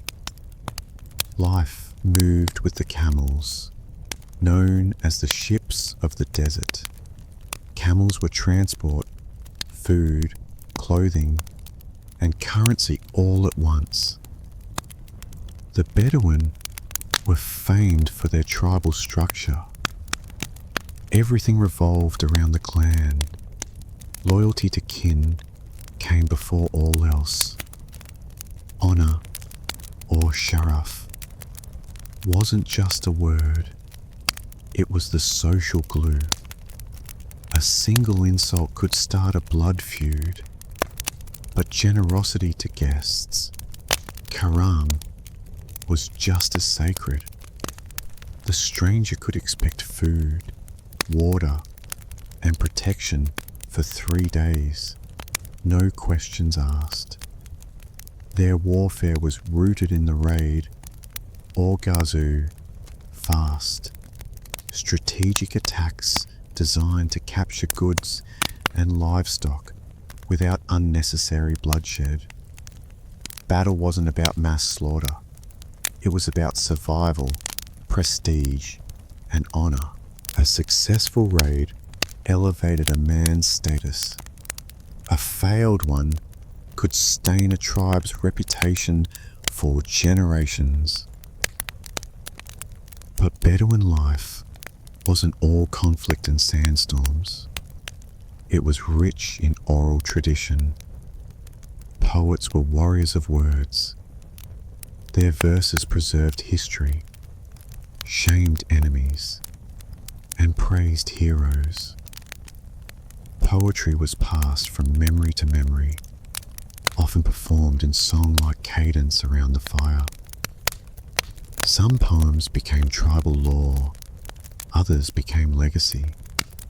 Trade caravans also passed through Bedouin lands. These tribesmen served as guides, protectors, and sometimes smugglers, moving goods like incense, spices, and silk from southern Arabia to the Levant and beyond. They knew every oasis, every star path. Their knowledge was legendary and expensive. Though many Bedouins later integrated into cities and empires, they maintained a fierce sense of identity. Even today, the black tent and tribal codes remain symbols of Bedouin pride. They weren't just survivors of the desert. They were its soul. No nomadic people have ever reshaped the world quite like the Mongols in the 13th century. These steppe riders erupted out of the plains of Mongolia and carved out the largest contiguous land empire in history. But their roots were no different than the other nomadic cultures, mobile, clan-based, and fiercely adaptive. Life on the Mongolian steppe was brutal and demanding. The Mongols lived in gers, circular felt tents that could be assembled in under an hour and packed onto a cart the next morning. Their herds, horses, yaks, goats, sustained them, and their children were raised in the saddle. Riding was a skill learned before literacy. In fact, most Mongols couldn't read, but they didn't need to. Their knowledge was encoded in songs, proverbs, and memory. What made the Mongols different was how they weaponized mobility. Under Genghis Khan, tribal divisions were shattered and reorganized into a new, merit-based system. Loyalty to tribe was replaced by loyalty to the Khan, and with that, the world changed. Mongol warfare was a ballet of speed and deception. Their horse archers could fire accurately at full gallop, fake retreats to lure enemies, and travel over 100 miles a day. But they weren't just raiders, they were strategists. They used scouts, spies, signal flags, and psychological warfare with terrifying precision. Once they began conquering cities, they adapted quickly. Siege engineers from China and Persia joined their ranks. The Mongols learned how to build catapults, flaming arrows, and battering rams, and used them with chilling efficiency. But here's the twist. They weren't just destroyers. The Mongol Empire connected the world in ways never seen before. They revived and protected the Silk Road, ensuring safe passage from China to Europe. Goods, ideas, and even diseases like the Black Death travelled their vast network. They introduced paper currency, passport systems, and religious tolerance across their realm. A Muslim merchant, a Christian priest, and a Buddhist monk could all travel safely under Mongol rule, as long as they didn't rebel. And yet, they remained nomads at heart. Even as they governed empires, Mongol rulers still returned to their tents, their herds, and the open steppe. They conquered cities, but never truly belonged to them, because no matter how high they climbed, they always rode with the wind at their backs. To the sedentary empires, nomads were either useful or dangerous, and sometimes both at the same time.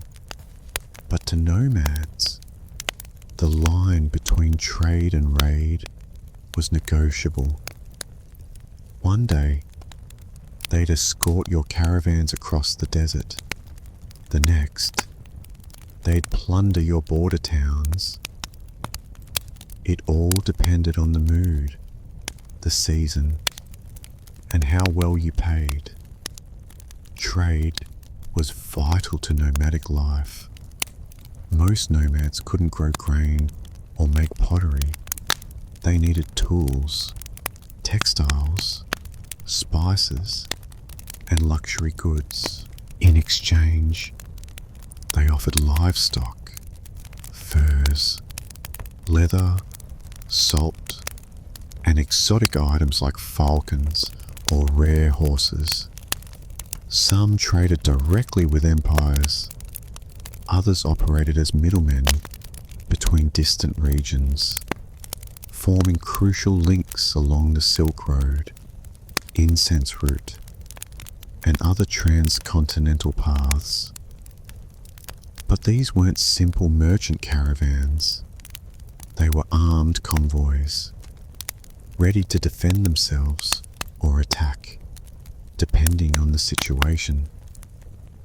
A tribal leader might negotiate with a border governor one week, then raid his storehouses the next. Empires called this treachery. Nomads called it options. The Scythians, for example, traded grain and gold to Greek cities along the Black Sea. But if a city tried to cheat them, they burned it. The Bedouins protected incense and spice caravans across Arabia. Unless someone failed to pay protection fees, then the camels changed direction. The Mongols, under Genghis Khan, initially tried peaceful trade with the Khwarezmian Empire, but when their merchants were executed, they responded by annihilating entire cities. To the nomadic mind, trade was personal and political. It wasn't just business, it was a reflection of respect. If a sedentary kingdom treated the nomads as equals, commerce thrived. If they disrespected them, the punishment was swift and usually on horseback. This tension gave rise to a strange relationship. Border economies, towns and cities on the edge of nomadic zones often became hybrid spaces, half military outpost, half market.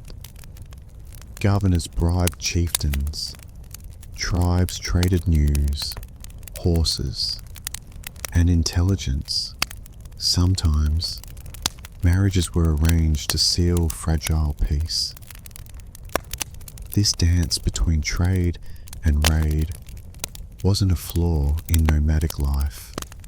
It was a feature. It allowed them to negotiate power without occupying territory, to influence empires without building them, and to remain fluid in a world that worshipped walls. They didn't need to conquer cities. They just needed cities to keep watching the horizon. In a world without libraries, scrolls, or printing presses, how do you preserve your history? For nomadic cultures, the answer was simple and incredibly powerful. You remember it. Oral tradition wasn't just a storytelling tool for ancient nomads. It was their library, courtroom, constitution, and mythos all rolled into one. From the Scythian grasslands to the Mongol plains and the Bedouin deserts, memory was sacred, and the tongue was sharper than the sword. Elders were more than old men and women. They were archives in human form. They knew lineages stretching back a dozen generations, war stories that shaped tribal identity, and proverbs that guided decisions in peace and battle alike. These weren't campfire tales told for amusement. These were lessons, warnings, and laws. Among the Bedouins, poetry was king. So, a well-crafted verse could shame an enemy, honor a fallen warrior, or settle a dispute. Poets, or sha'ir, were advisors to tribal leaders, remembered more clearly than many chiefs. Their words could ignite war or stop it cold, and their memory flawless. Entire epics were passed down word for word, generation after generation. The Mongols were no different. The great work known as the Secret History of the Mongols was first preserved orally, only written down later. It tells not just the rise of Genghis Khan, but the cultural values of loyalty, fate, revenge, and ambition that defined their world. It isn't a dry historical record, it's a living saga, originally recited by heart to teach and unify. Even the Scythians, who left almost no written records, maintained detailed oral accounts of their migrations, battles, and alliances. When Greek writers like Herodotus described their tales, they were capturing echoes of a far older spoken tradition. In history passed through campfires, not chiseled in stone. oral tradition had its risks. Memories faded, stories evolved, but it also had one massive advantage. It lived. It was adaptable, flexible, and deeply human. It allowed nomadic societies to retain identity even after migrations, defeats, or cultural absorption.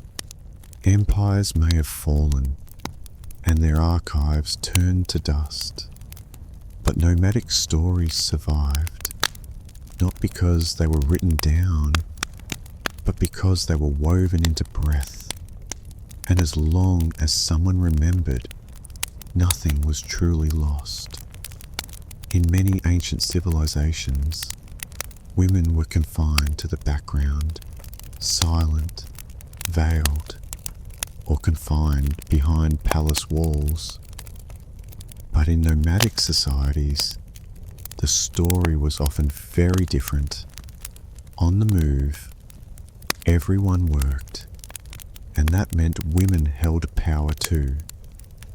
From the Scythians to the Mongols, archaeological and historical evidence shows that nomadic women were not just mothers and wives. They were riders, warriors, shamans, diplomats, and clan leaders. Life on the move didn't allow for idle hands.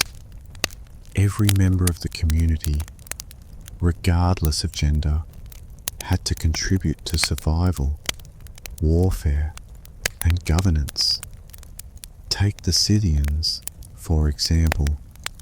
Burial sites across the Eurasian steppe have revealed women buried with swords, arrows, and armor, their bones showing injuries from combat. These weren't symbolic burials. These women fought. Greek historians were so intrigued and terrified that they crafted entire myths about Amazons, fierce warrior women supposedly descended from these nomadic tribes. In Mongol society, women managed the encampments while the men were away raiding or conquering. But even at the highest levels of power, women left their mark. Genghis Khan's daughters and daughters-in-law often ruled territories, led armies, and conducted diplomacy.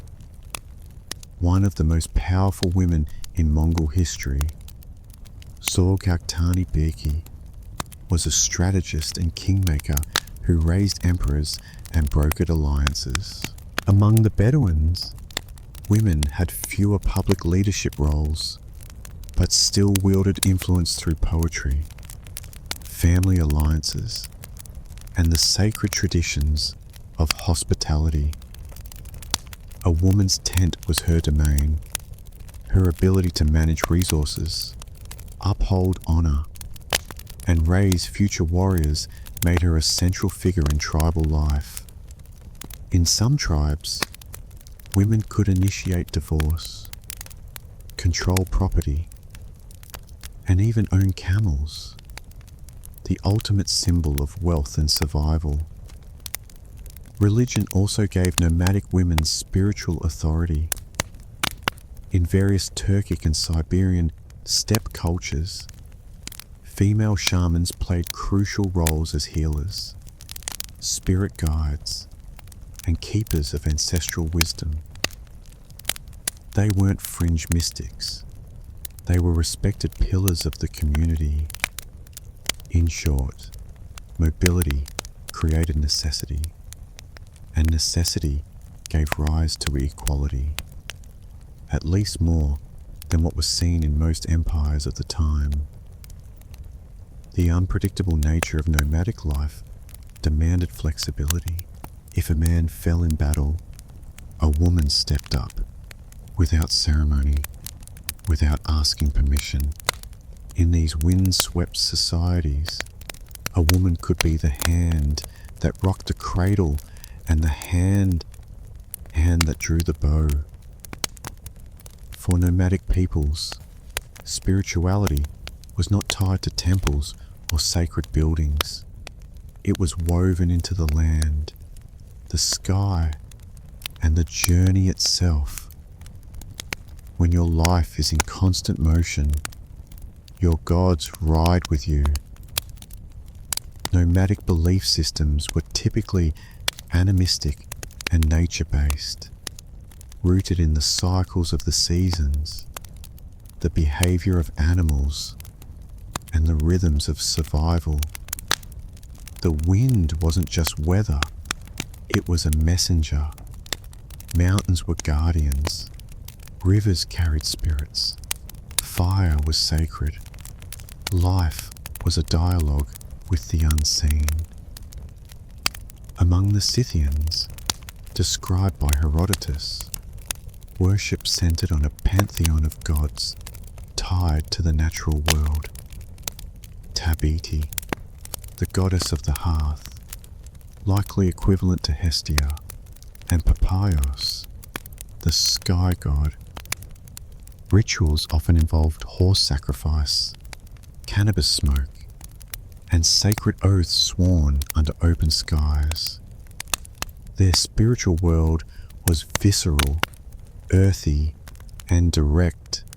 No priests in robes, just warriors and shamans calling to the heavens. The Bedouins, before the rise of Islam, practiced a form of polytheism centered around local deities and tribal idols. But above all, they revered the unseen, the mysterious forces of fate and nature. Jinn, or spirits, were believed to dwell in rocks, windstorms, and lonely places. Poets and seers were thought to be inspired, sometimes even possessed, by these entities. Hospitality wasn't just a custom, it was a spiritual obligation. In Mongol culture, the spiritual world was structured around Tengriism, the worship of Tengri, the eternal blue sky. Tengri wasn't a god you prayed to in a temple. He was the sky itself, ever present, watching and judging. Genghis Khan claimed his right to rule came from Tengri. Mongols also revered earth spirits, ancestral ghosts, and the sacred fire in the center of every tent. Shamanism played a vital role. Shamans were healers, spirit guides, and political advisors. The beauty of nomadic spirituality was its adaptability. As nomads came into contact with Buddhists, Muslims, Christians, and others, they often blended these beliefs with their own. Mongol emperors patronized multiple religions at once. A Bedouin could follow Islamic law while still clinging to older, desert-rooted customs. Whereas cities built temples to contain the divine, nomads carried the sacred with them. Their gods moved, their rituals adapted, and their beliefs flowed like the rivers they crossed. Because to a nomad, faith didn't need four walls, just sky above, earth below, and memory in between. They didn't leave behind pyramids or cathedrals. You won't find their capitals on modern maps. And yet, the legacy of ancient nomadic cultures is written all over history, in the flow of trade, the scars of conquest, and even the languages we speak. Nomads were not historical footnotes. They were architects of disruption, reshaping entire continents through movement. The Silk Road. That wasn't just a route for silk and spices. It was a highway built by hooves, maintained by the diplomacy, muscle, and local knowledge of nomadic tribes. Without them, East and West might never have met. Empires feared them, and for good reason. The Scythians, Xiongnu, Turks, and Mongols all challenged the myth of urban superiority. Their victories exposed a fundamental truth. Mobility can outthink monuments. Where empires moved slowly, nomads adapted. When cities relied on walls, nomads relied on speed. But their influence wasn't only military. They acted as cultural bridges, carrying music, recipes, stories, and even religion from one world to another. Mongol rule brought Chinese printing technology to Persia. Arab Bedouin traditions shaped the early Islamic world, from language and law to poetry and honor codes. Turkish nomads laid the groundwork for the Ottoman Empire. The paths they rode became arteries of civilization. Even after their empires faded, their spirit endured.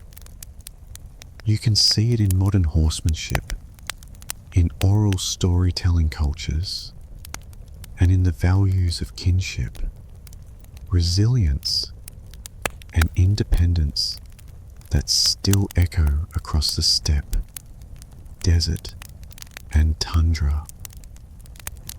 In many ways, they also serve as a warning. They remind us that no structure is permanent, not even the grandest empire.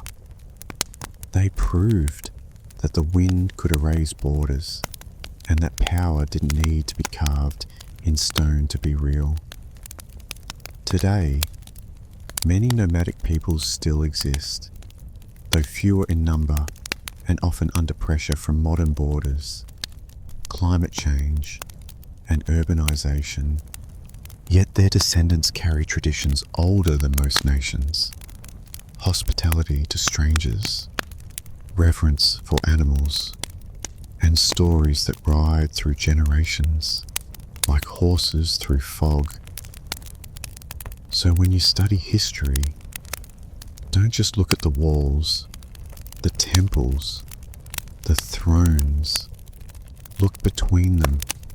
That's where the nomads lived, and that's where history moved. We have just been riding across the endless steppes, where nomadic peoples, with the sound of horses and the songs of their mouths, lived freely under the open sky, unbound by walls or borders. But now, let us leave those dusty roads and enter a new age, a new continent.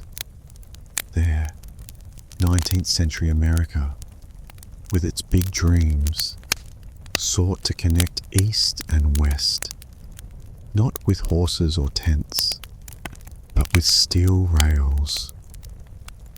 Come with me into the story of the Transcontinental Railroad, where men faced high mountains, harsh deserts, and immeasurable loss.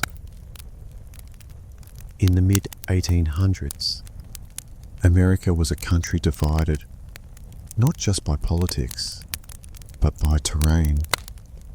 The East bustled with cities, factories, and ports. The West was a wild expanse of mountains, deserts, and gold fields, and between them stretched over 1,700 miles of unforgiving wilderness. To journey from New York to California meant weeks on a ship around Cape Horn, or months in a wagon, dodging disease, bandits, and dust. But the dream was there, a railroad that would tie the country together, steel rail by steel rail, a direct line from coast to coast, unthinkable to some, inevitable to others. Visionaries believed it could unite the Republic, speed up communication, move armies, open new markets, and settle the untamed frontier. To build it, however, would require more than ambition. It would take money, labour, land, and political power. That last part came with the Civil War. In 1862, while the nation was tearing itself apart, Abraham Lincoln signed the Pacific Railway Act. The law authorized two railroad companies, the Union Pacific and the Central Pacific, to start building from opposite ends of the country. The Union Pacific would head west from Omaha, Nebraska. The Central Pacific would go east from Sacramento, California. They would meet in the middle.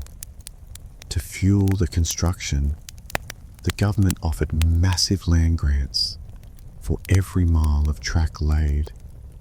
Each company received up to 6,400 acres of public land and generous loans.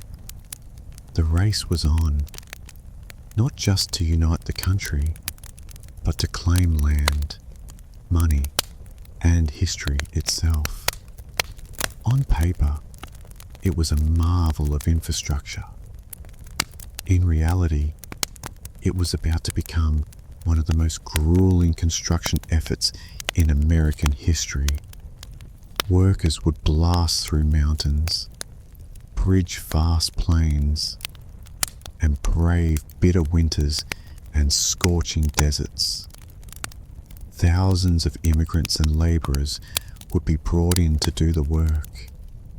The rewards would be monumental, but so would the human cost. And for the indigenous nations living on the land where the tracks would cut through like a scar, this was not progress. It was a warning. In 1862, the idea still sounded like a gamble, but within 7 years, two lines would meet in the Utah desert and change America forever. While the Union Pacific had the flat plains of Nebraska ahead of them, the Central Pacific faced a far more brutal challenge from the very start: the Sierra Nevada mountains. These weren't gentle hills. They were towering granite peaks prone to avalanches, snowdrifts, and backbreaking terrain. And this was before dynamite was even invented. Construction began in Sacramento in 1863, but the real wall stood just 80 miles east. The Sierras were a formidable barricade, and every mile of track laid felt like a war against nature itself. To conquer this obstacle, the Central Pacific needed labour, a lot of it. At first, they hired mostly Irish immigrants and white labourers, but many quit, unable or unwilling to face the grueling conditions. That's when the company turned to a new workforce: Chinese immigrants. By 1865, over 10,000 Chinese labourers were building the railroad, more than 80% of the Central Pacific's entire workforce. They were paid less than white workers, often lived in more dangerous conditions, and faced deep racism, but they proved indispensable, showing incredible skill, endurance, and discipline.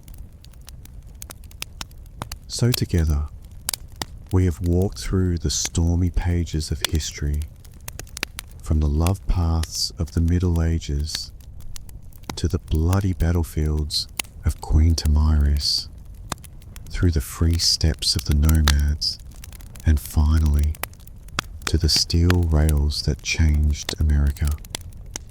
Each story is built from historical truth, from the ancient records of Herodotus, the archaeological discoveries on the steppes, to modern academic research. All are living pieces of a past that never stops telling stories. We hope you will continue to accompany us to discover more mysteries, the feats, and the dreams that have shaped the world. Leave your thoughts in the comments section. Hit the like button and subscribe to the channel so you don't miss the next journey. Thank you, and see you again under another historical sky.